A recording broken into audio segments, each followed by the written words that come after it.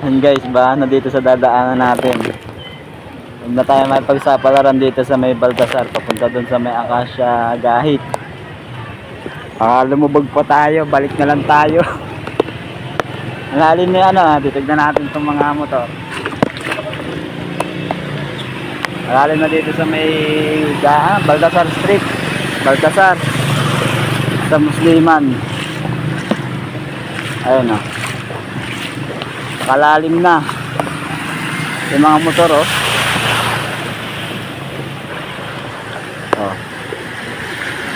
Dadaan sana tayo doon kasi sa bandang dulo malalim na. Baka hindi na tayo makauwi. Tulak-tulak na natin yung service natin. Ayan o, ganyan kalalim dito sa may dulo. Natin ang gabi sa may dulo. Balik na natin yung kasama natin ano. Pinaikot na natin dito sa kabila. Lalim na po yung tubig baha dito papunta po dito sa may Acacia Gahit. Saka dito po sa may papuntang Pasig Palengke. I-update ko lang po kayo baka mahirapan po kayo mag-commute o sa mga motor. Huwag na po kayo dadaan dito kung pamilyar kayo sa lugar na to. Ano, yung motor di na bumalik na Yan. Huwag na kayo dadaan dito.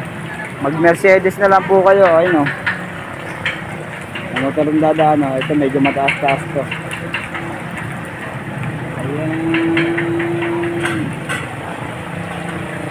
Ayan. Taas-taas pa yan.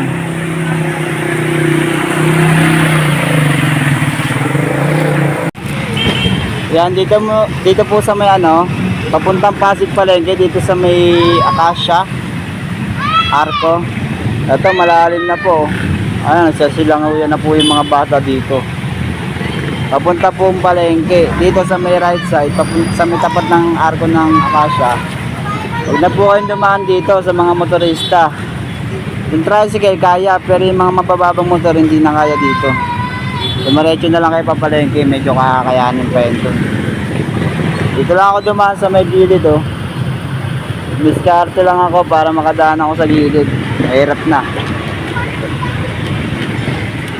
Yan yung update dito sa baha sa barangay Pinagbuhatan Hindi pa naman umaabot hanggang ulo, hanggang pa lang binti. Mga gusto ng update ng tubig baha dito sa barangay Pinagbuhatan, yan na po yung update. Ngayon lang po yan araw, Biyernes.